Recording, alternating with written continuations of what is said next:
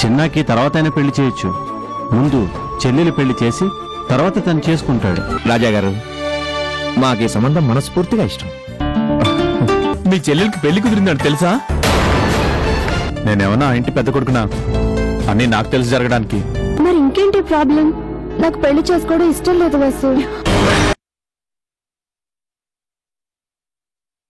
ఇప్పుడు నేను పెళ్లి చేసుకుని వెళ్ళిపోతే వాళ్ళు మళ్ళీ విడిపోతారేమో అని నాకు భయంగా ఉంది వసు. అలా ఎందుకు అనుకుంటావను? ఒక్కసారి నీకోసం కలిసిపోయారంటే వాళ్ళెప్పటికీ కలిసి ఉంటారు. నీ పెళ్ళయ్యాక వాళ్ళకింకా బాధ్యత ఎక్కువ అవుతుంది. మీ అత్తగారి తరపున ఏ ఇబ్బంది రాకుండా ఉండాలి అంటే వాళ్ళెప్పుడు కలిసే ఉండాలను. ఏమో వసు, అయినా నాకిప్పుడే పెళ్లి చేసుకోవాలని లేదు. నువ్వు పెళ్లి కావాలి అనుకోలేదు, కానీ పెళ్లి జరిగిపోతుంది. నేను మీ అన్నయ్యతో పెళ్లి జరగాలి అని కోరుకున్నాను, కానీ పెళ్లి జరిగే అవకాశమే దొరకటం లేదు. చాలా విచిత్రంగా ఉంది కదూ? అసలు మీ ఇద్దరు పెళ్లి జరిగిన తర్వాత, అమ్మా నాన్నల మధ్య గొడవలు పూర్తిగా తగ్గిపోయిన తర్వాత అప్పుడు నేను పెళ్లి చేసుకుంటాను వసు. వద్దను, మంచి సంబంధం అయితే చేసుకో. పైగా నేను ఇష్టపడుతున్నాడు అంటున్నావు కదా, వదులుకోవద్దు. బాగా ఆలోచించు. All the best. బాయ్.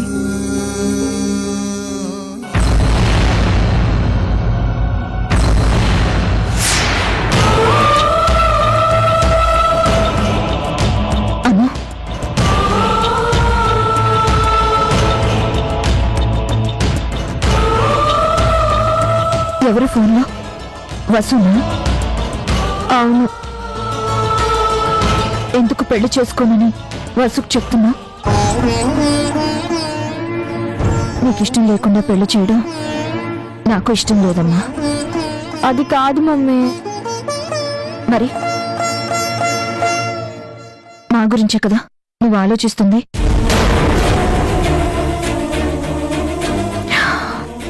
వద్దమ్మా, నా గురించి ఆలోచించి నీ జీవితాన్ని నాశనం చేసుకోకు. నీ పెళ్లి చేయాలని నేను ఎందుకు తొందరపడుతున్నానో నీకిప్పుడు చెప్పినా అర్థం కాదు. ఇవాళ కాకపోయినా రేపైనా నీకు పెళ్లి చేయాల్సిందే.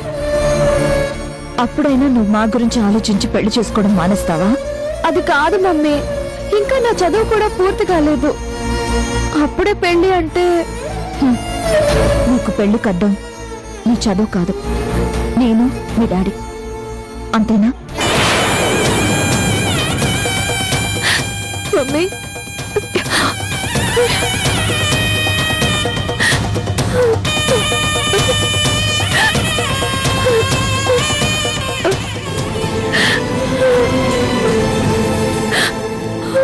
పిచ్చి పిల్ల, నీకోసం నా కోపాన్ని, నా బాధని, నా ఆలోచనని, ఆవేశాన్ని అన్నీ చంపుకున్నాను. అలాంటిది నీకు పెళ్లి చేయగానే నీ డాడీని వదిలేస్తానని ఎలా అనుకున్నావు? నువ్వు కలిసే ఉంటావు అనే నమ్మకం కుదిరాక పెళ్లి చేసుకోవాలని ఆలోచిస్తున్నావు కదా? ఆ నమ్మకం నీ కుదిరే నాటికే నీకింత మంచి సంబంధం దొరకదు. ఆలస్యం అయ్యే కొద్దీ నీ జీవితానికి మంచి జరగదు. ఎందుకు చెప్తున్నానో అర్థం చేసుకో.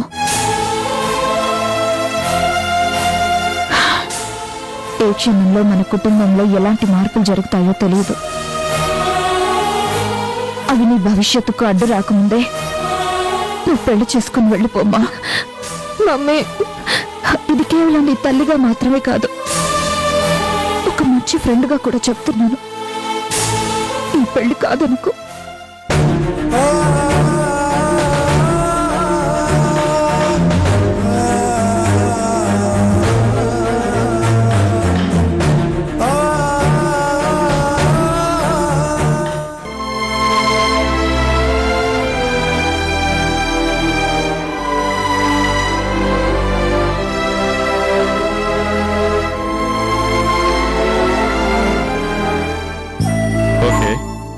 ఫైన్. ఎవరు? లేదే. ఓ, ఎప్పుడు? Okay okay okay.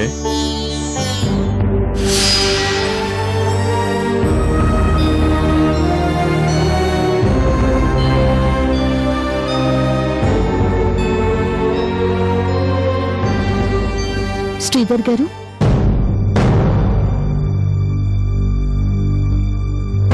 నువ్వా? మీతో మాట్లాడొచ్చా? ఏం మాట్లాడతావు? మీకు చెప్పే అంత పెద్దదాన్ని కాదండి, కానీ వసు గురించి బాగా తెలిసిన దాన్ని. తనకిష్టం లేని పనులు చేసి వసు మనసు బాధ పెట్టకండి. దయచేసి వసుకి చిన్నాకి పెళ్లి చేయండి. వాళ్ళిద్దరూ ఒకరినొకరు ఇష్టపడ్డారు. మీ గౌరవం కాపాడడం కోసం వసు తన మనసును చంపుకొని బతుకుతుందండి. ఒక తండ్రిగా బిడ్డ కోరిక తెలుసుకొని అది తీర్చడం మీ బాధ్యత శ్రీధర్ గారు. చిన్న మీ దృష్టిలో ఒక సాధారణ మెకానిక్ కావచ్చు, కానీ ఏదో ఒక రోజు మీరు ఊహించిన స్థాయిలో వాడిని చూస్తాను. నేనెందుకు ఇంతలా చెప్తున్నాను, మీకు ఈ రోజు కాకపోయినా ఏదో ఒక రోజు తప్పకుండా తెలుస్తుందండి. అయిపోయిందా?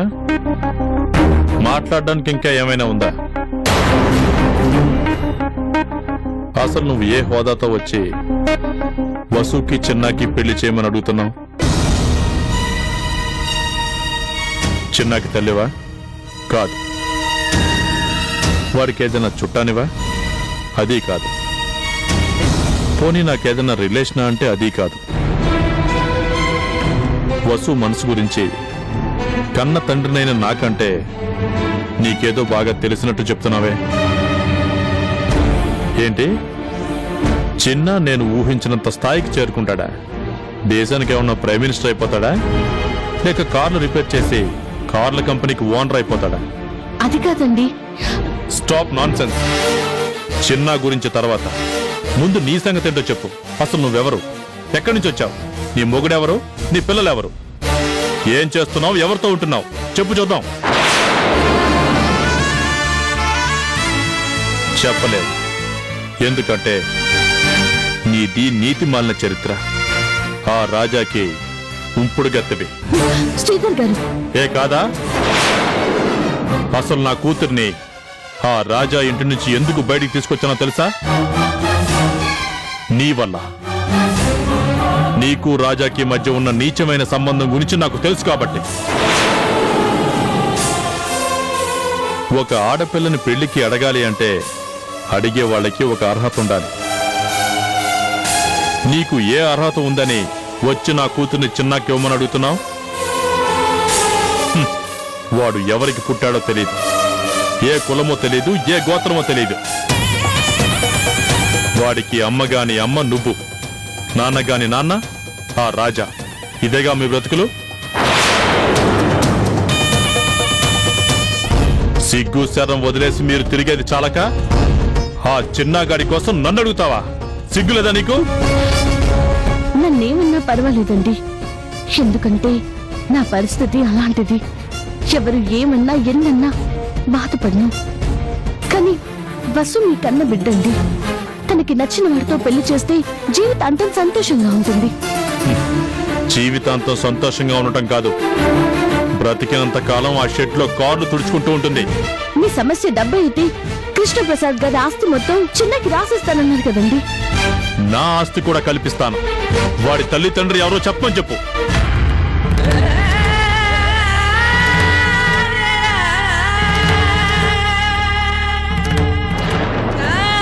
చెప్పలేడు. ఎందుకంటే వాడు ఎవడికి పుట్టాడో వాడికే తెలీదు. మనిషికి పరువు మర్యాదలంటే పుట్టుకతో వచ్చేవి, క్యారెక్టర్ లేని దానివి. నువ్వొచ్చి అడిగితే ఆ చిన్నగాడికి నా కూతురిచ్చి చేస్తానా? జీవితాంతం వసుకి పెళ్లి చేయకుండా అయినా అలాగే వదిలేస్తాను గాని ఆ చిన్నగాడికి ఇచ్చి మాత్రం పెళ్లి చేయను. అందులోనూ నీలాంటి దాన్ని అమ్మ అని పిలిచిన వాడికి ఈ ప్రపంచంలో ఏ మనిషి పిల్లనివ్వడు. అది తెలుసుకో.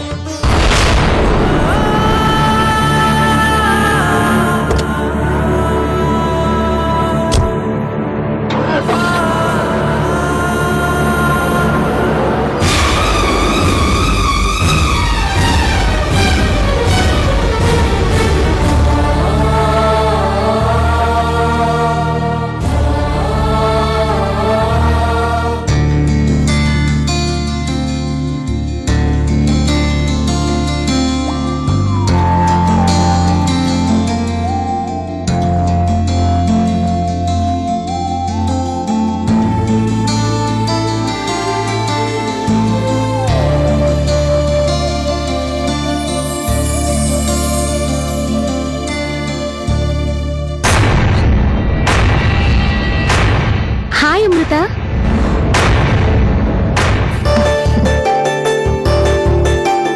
రా భార్గవి.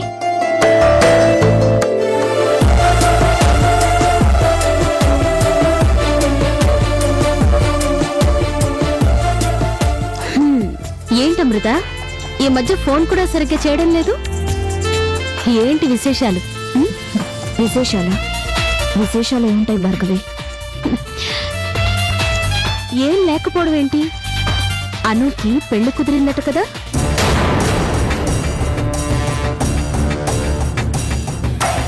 ఏంటి నాకెలా తెలిసిందా అనుకుంటున్నావా? నాకు తెలుస్తుంది అమృత. నాకు కావలసిన వాళ్ళ గురించి నేను తెలుసుకుంటూనే ఉంటాను. అంటే అనుకోకుండా సంబంధం వచ్చింది భార్గవి. వాళ్ళు కూడా సడన్ గా పెళ్లి చూపుల కోసం వచ్చేసారు. ఓ, అందువల్లే నన్ను పిలవడం కుదరలేదు అని అంటావు, అంతేనా అమృత?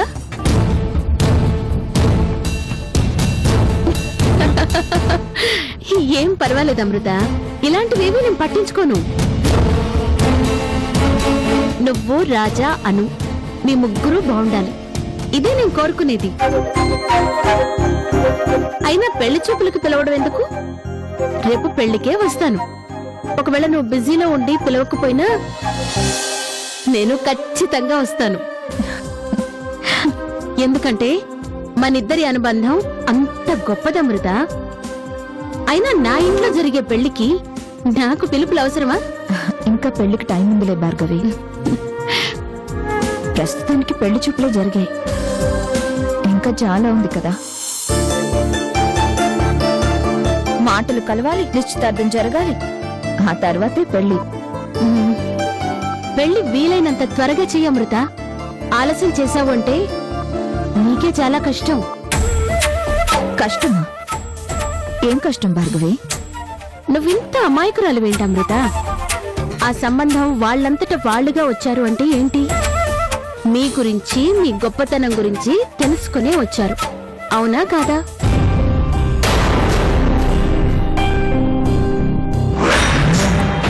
మీ కుటుంబం పరువు ప్రతిష్టలు తెలుసుకుని వచ్చిన వాళ్లకు రేపు కరుణ గురించి, మీ ఆయనకి కరుణకి ఉన్న సంబంధం గురించి తెలిసింది అంటే ఏం జరుగుతుందో ఒక్కసారి ఆలోచించు.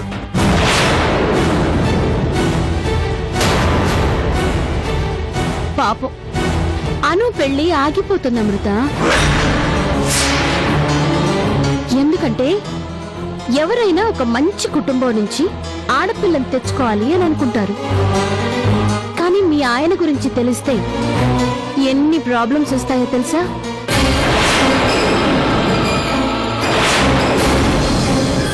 అలాంటి అపవిత్రురాలితో మీ ఆయన అక్రమ సంబంధం పెట్టుకున్నాడు అంటే రేపు ఆయన కూతురు పరిస్థితి ఏంటి అనే ఆలోచన వస్తుంది.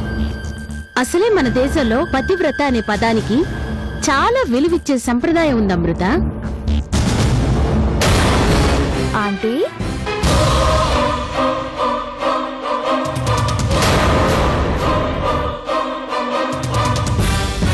పతివ్రత అంటే ఏంటంటీ?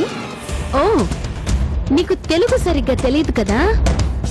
పతివ్రత అంటే భర్తని దైవంలా భావించి పూజించే ఆడది. అలాంటి ఆడదాన్ని పతివ్రత అంటారు. అలాగా? మరి అలాంటి పతివ్రతలు ఎవరెవరున్నారు ఆంటీ? పురాణాల గురించి తెలుసుకుంటే ఇవన్నీ తెలిసేవను. అందుకే కదా ఆంటీ మిమ్మల్ని అడుగుతున్నాను. చెప్పండి ఆంటీ, ప్లీజ్ ఆంటీ.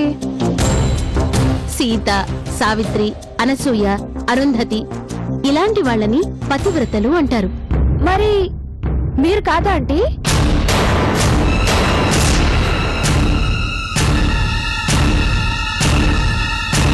అను, ఏం మాట్లాడుతున్నావు? నేనేమన్నాను మమ్మీ? ఆంటీ చెప్పిందే కదా. పతివ్రతలు ఎవరు అంటే ఎవరెవరి పేర్లో చెప్పింది, కానీ తన పేరు చెప్పలేదంటే ఆంటీ పతివ్రత కాదనేగా. నోర్మి, పిచ్చి వాగుడు వాగద్దు. నేనేం వాగట్లేదు మమ్మీ. అనవసరంగా ఇక్కడికొచ్చి నోటుకొచ్చింది వాగుతుంది ఈవిడ. కరుణ అంటూ గురించి తప్పుగా మాట్లాడే హక్కు ఈవిడికి ఎవరిచ్చారు? ఎప్పుడు చూసినా డాడీ గురించి, కరుణ అంటూ గురించి మాట్లాడమే తప్ప మరో పని పాట ఉండదు. చాలే, నోరు మూసుకుని అవతలికెళ్ళు. పోనీ కదా అని చనువిస్తుంటే ఎలా పడితే అలా వాగుతున్నావు.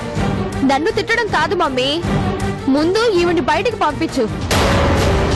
మన ఇంటికి వచ్చి డాడీ గురించి తప్పుగా మాట్లాడుతుంటే చూస్తూ ఊరుకుంటావా? నేను చెప్తుంది నీ మంచి కోసమే అను. నిజంగా వాళ్ళ గురించి తెలిస్తే రేపు నీకే ప్రాబ్లం అవుతుంది. ఈ ప్రపంచంలో మీరు తప్ప ఎవరు డాడీ గురించి, కరుణ ఆంటీ గురించి తప్పుగా అనుకోరు. వయసు రాగానే సరిపోదు, కాస్త బుద్ధి కూడా పెంచుకోండి. నోటుకొచ్చిందే మాట అన్నట్లు మాట్లాడితే మర్యాదగా ఉండదు, గుర్తుంచుకోండి.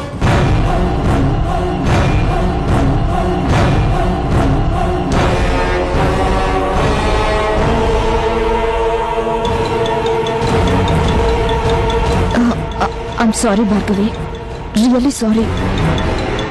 It's okay Amrutha. నువ్వు కూర్చో, నేను వెళ్ళి కాఫీ తీసుకొస్తాను.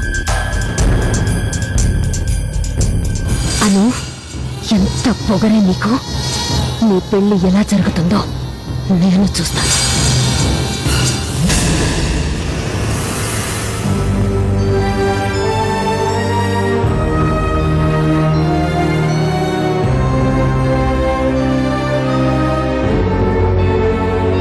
అసలు నువ్వు ఏ హోదాతో వచ్చి వసుకి చిన్నాకి పెళ్లి చేయమని అడుగుతున్నావు?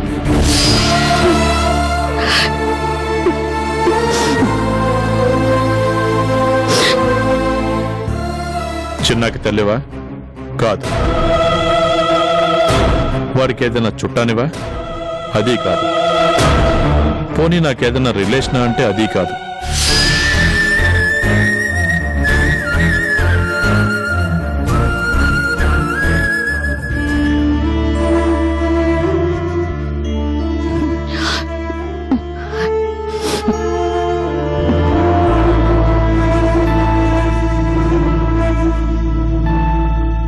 ఏం జరిగిందమ్మా? ఎందుకు ఏడుస్తున్నావు? అదేం లేదు డాడీ.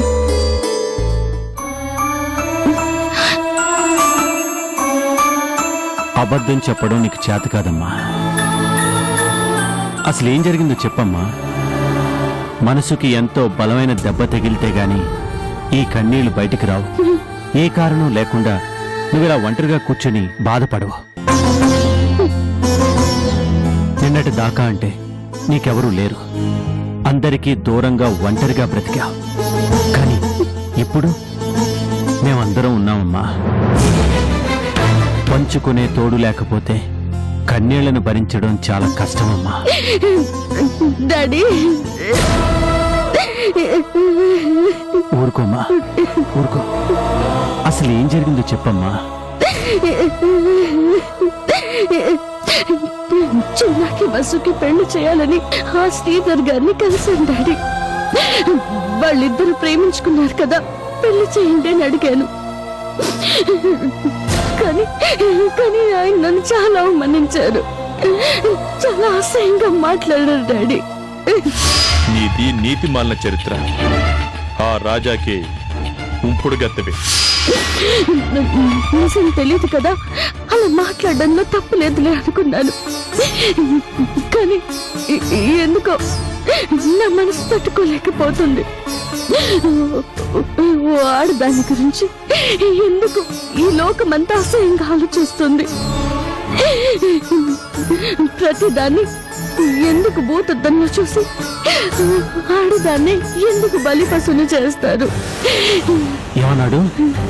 నీకు రాజాకి మధ్య ఏదో ఉంది అన్నాడా? వాడు అంటాడమ్మా. ఎందుకంటే ఆ శ్రీధర్కి డబ్బు పిచ్చి, ఆ భార్గవి మాయలో పడి ఉన్నాడు. అందుకే ఏమీ ఆలోచించడు, ఏదేదో మాట్లాడేస్తాడు. అసలైనా నిన్నెవరమ్మా వాడి దగ్గరికి వెళ్ళి మాట్లాడమని చెప్పింది? ఆ మనిషి లాంటి వాడు నీకు తెలీదా? ఆ ధీరజ్ లాంటి అయోగ్యుడి కోసం భార్గవి చుట్టూ ప్రదక్షిణలు చేస్తున్నాడు. అలాంటి వాడికి ఏం చెప్పి ఒప్పించాలని వెళ్ళావు? ఎవరు పట్టించుకోకపోతే చిన్న జీవితం ఏం కావాలి డాడీ? అన్నకి సంబంధాలు వస్తున్నాయి. అమ్మా నాన్న ఉన్నారు కాబట్టి మంచి సంబంధాలు వెతుక్కుంటూ వచ్చాయి. మరి చిన్న కూడా మేము ముందుంటే పాటికి ఎన్ని సంబంధాలు వచ్చుండేవి. ఒక పక్క ఆయన, ఒక పక్క నేను చిన్న గురించి బాధపడ్డం తప్ప ఏం చేయలేనా డాడీ? అందుకే మాట్లాడదామని వెళ్ళాను. మాటలు పడి వచ్చావు అంతేనా? చూడమ్మా, ఒక్కో మనిషికి ఒక్కో రీతిలో సమాధానం చెప్పాలి. ఆ శ్రీధర్ లాంటి మనుషులకి మాటలతో చెప్తే సరిపోదు. నా ఆస్తి మొత్తం చిన్నాకి రాసిస్తాను, వసుకిచ్చి పెళ్లి చేయమన్నాను. అయినా శ్రీధర్కి ఎక్కలేదంటే అతని మీద ఆ భార్గవి ప్రభావం ఎంతుందో ఆలోచించు. ఒక్కటైతే నిజం అమ్మా, ఎట్టి పరిస్థితుల్లోనూ వసు చిన్నాని తప్ప ఇంకొకరిని చేసుకోదు. ఆ శ్రీధర్ భార్గవి తల్లకిందులుగా తపస్సు చేసినా కూడా వసు మనసు మార్చలేరు. ఈ రోజు కాకపోయినా రేపైనా చిన్న వసులు పెళ్లి జరగడం ఖాయం. కానీ ఎంతకాలం తన మనసు మారాలి అని ఎదురు చూస్తుండాలి డాడీ. నా కొడుకు కోసం నేనేం చెయ్యలేనా? నీ దాకా అవసరం లేదమ్మా. తాతగా నేనున్నాను, తండ్రిగా రాజా ఉన్నాడు. నేను చూసుకుంటా. నువ్వు తొందరపడి మాటలు పడకమ్మా. నీ బాధను నేను చూడలేను తల్లి.